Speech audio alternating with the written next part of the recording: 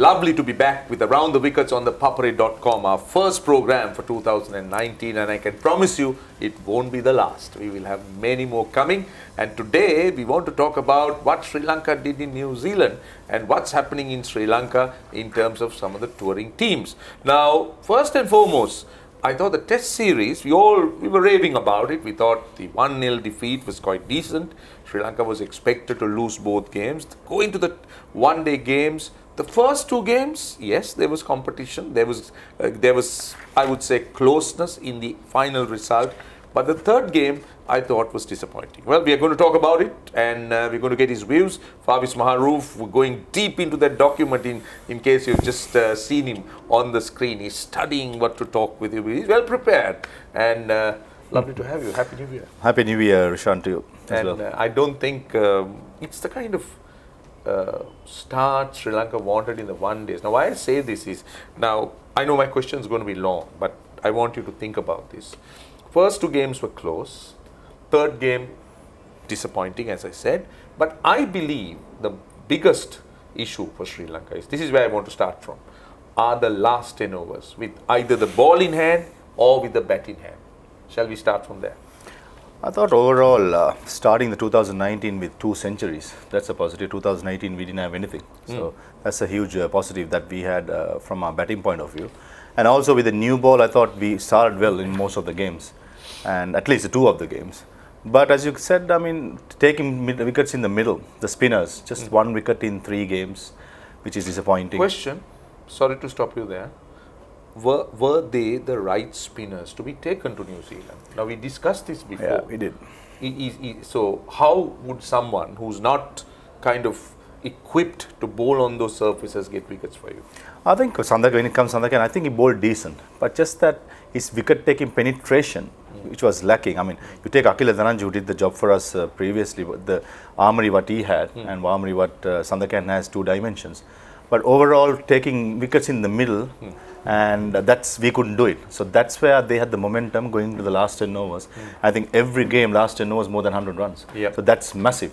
And also we got to understand that it's small grounds, but still, I think tactical-wise, I thought some of the batsmen who we've bowled against New Zealanders, I thought we didn't get the tactics right. Now, for example, Ross Taylor is very strong on the leg side, but we kept on bowling middle stump Yorker. Whenever we miss it, that's going for a 6. Whereas outside those stump Yorker would have been a much better option.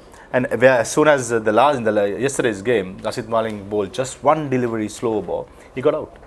So I think tactically we got some decisions wrong, but overall, as you said, consistent. I mean, we spoke about consistency last show. Yeah. Did we do the same mistake? I would say yes. And if you take so we are consistently doing mistakes. Plus, it's only Thisara Perera kept us on the game, and whereas he was batting with the tail, and you can't expect, you're playing 6 batsmen, and if they fail, if the top order fails, you can't expect the number 7 to do the bulk of the runs with the tail enders. So I think overall disappointing again, to say the least. But on a positive side, I think 2 centuries in 3 games, which we didn't have any in 2018, is a good move, a good comeback by couple of the batsmen.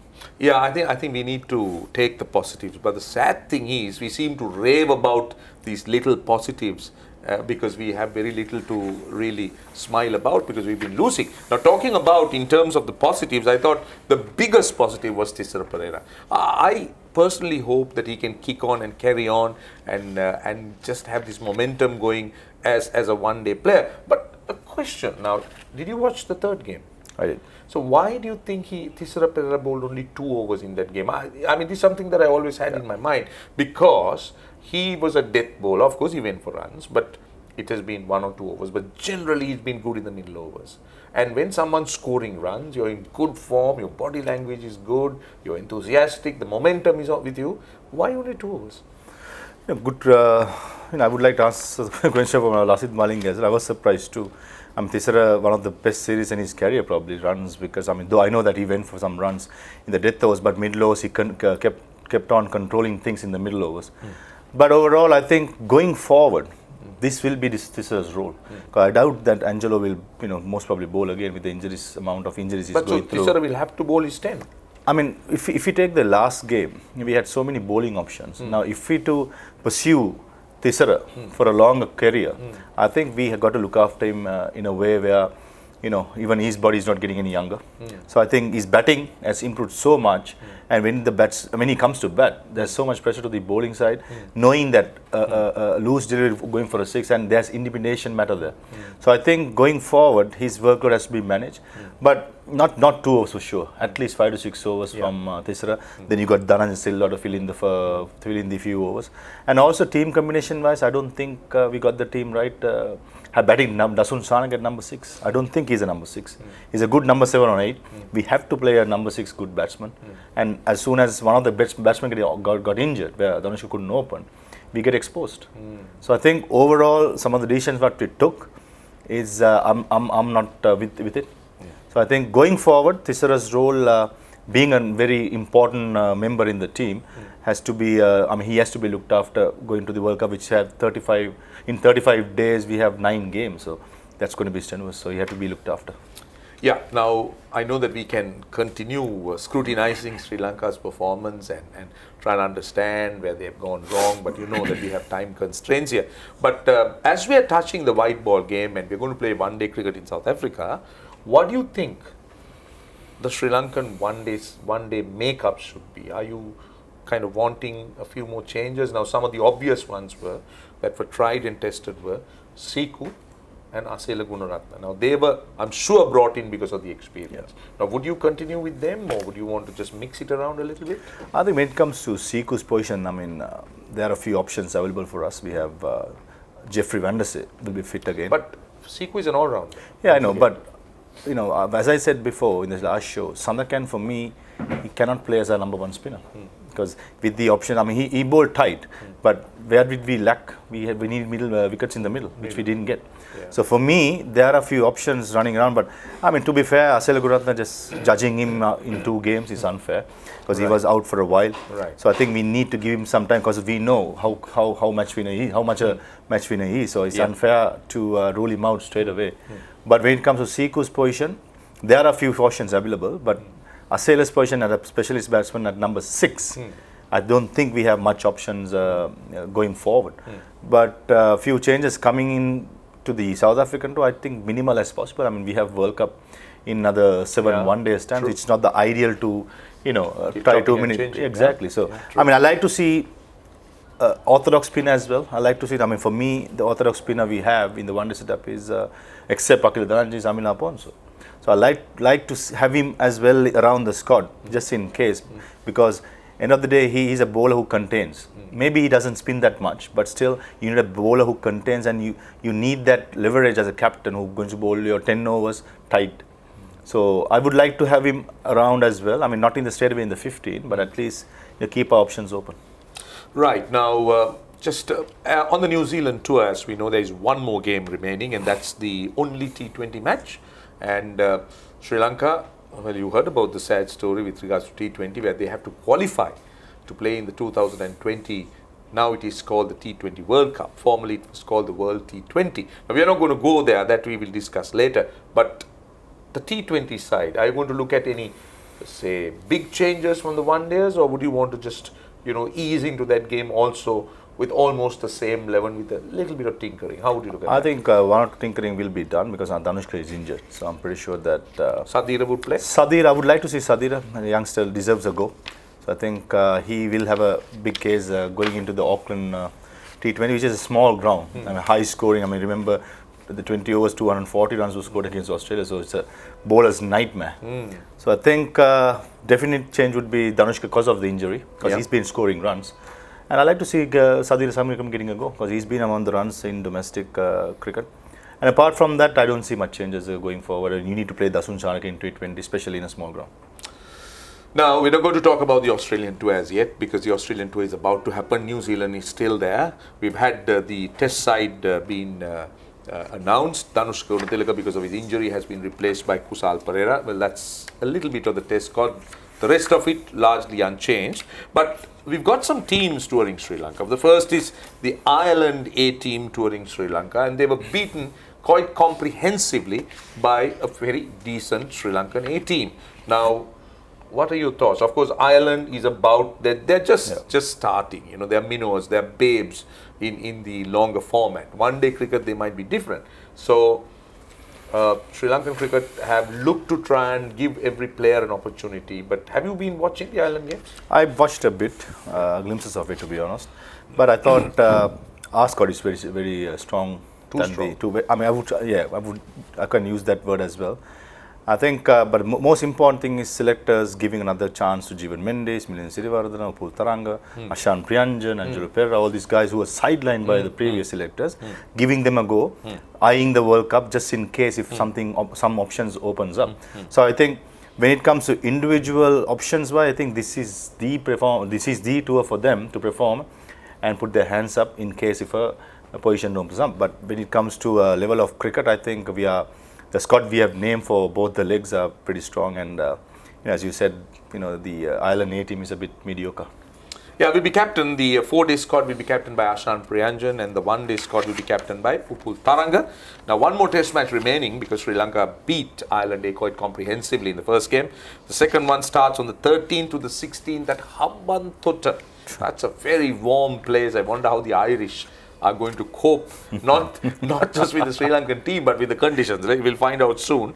And then 2 one-day games in Hambantota. They come to the SSC for 2 more, and the tour ends with the final game on the 29th at the R. Premdasa International Stadium. Now, it's kind of been a different kettle of fish for the Australian under-19 tour to Sri Lanka. Now, the under-19 team is here in Sri Lanka for 3 youth ODIs and 1 3-day test match. Now, the Australian under-19 won the 3-match youth ODI series 2-1. There have been some good performances from the young Sri Lankans. We just got 1 more game remaining. Are you happy with the way the Sri Lankan youth have been performing and the way they're moving into the next level? Are you happy with the kind of talent that is filtering through? The little bit I've watched, I think they have a lot of time to improve themselves before the next year's World Cup. So rightly so, we have only chosen the players who are eligible to play the World Cup. So I think when it comes to experience-wise, Australians are much experienced than our boys. But we definitely got the talent. Losing the series, disappointing, but there's lots of positives. So one step at a time, I think there's enough time for the World Cup. That's the main goal, should be the main goal. So I think going forward, we are in the right track, and it's up to the boys how badly they want to, perform and get to when it comes to the World Cup time to be their peak. Yeah. Now we also thought that there were 2 outstanding performances during that last, interval between the last game and the last program and this program. So we thought we'll highlight those 2 important efforts by 2 outstanding players in their own right. Thisara Perera, well, he's 140. We need to talk a little bit more about it. I'll bring you the statistical side to it. Of 74 balls, most number of sixes in an ODI innings by a Sri Lankan, highest ODI score by a Sri Lankan in New Zealand, joint highest ODI score by a Sri Lankan against New Zealand, highest ODI score batting at number 7 for Sri Lanka, 3rd highest ODI score batting at number 7. My goodness, the list is long. And 3rd fastest ODI century by a Sri Lankan. Now, I think we need to dwell at least 1 more minute on Thisara Perera. That was such a magnificent effort from 139 for 7 to get to where Sri Lanka ended up. It had to be him. Yeah, I mean, if I put my cap as a bowler at that time, bowling to Thisara on a wicket like that, and the situation, I would have had my doubts as well, simply because he's with his power, you miss the length, you're going big. And he was striking the ball, he was timing the ball so sweetly that watching from the TV, I knew that that's his day. I mean, that's a feeling I got. But I mean, you just can't keep away this man. I mean, all the issues that I went through among the, unwanted issues, which is not needed. You're not going to talk about it. We don't want to talk about it, but, for him to come out and perform the way that he did, that shows the character of the guy. So I think going forward, he's to be looked at, as I said before, 2019 the World Cup in England. I think if he gets going, if he keeps firing, thing is, when he bats well, he bowls well also. So I think he'll be a trump card going forward easily. Now, talking about issues, we are not going to talk about any issues. We're just going to focus a little bit more on the cricketing scene. And another guy who has been always spoken about. He just keeps breaking records in domestic cricket. And that's Malinda Pushpakumara. Just the other day, he got his 700th first-class wicket. He became only the 2nd Sri Lankan to take 10 wickets in a first-class innings as he swept Saracens away with a tidal wave, and then his figures of 10 for 37 is a joint 13 best figures in all first-class cricket. Tell me about him. I mean, he just keeps picking wickets in the domestic scene, but appears to struggle at the highest level. Now tell me, is that the gap we are talking about between Sri Lanka domestic and the international level, or is it simply the player? A bit of both. I think the gap also plays a role. And when it comes to Mahinda Shumara's name in domestic circuit, whenever he comes to bowl, I think you expect wickets. That's sort of a bowler he is. But for some reason, when it goes to the test level, which he hasn't done that well. I mean, when you come to expect so much with a guy who's taken 700 wickets, which is a bit disappointing. But overall, I mean, you got to take our hats off. 700 first-class wickets plus taking 10 wickets in an inning. I mean, he's a guy that keeps on coming back. I mean, there are so many times that he was neglected by the selectors, but he just kept on putting his hands up. Every year, he's been the best bowler, the highest wicket taker. So I mean, he's doing what is in his area which he can do only to perform. So the rest of it, I mean, it's unfortunate that he can't do it in the test level. But hopefully, come the next test series, home test series, I think he'll put his hands up.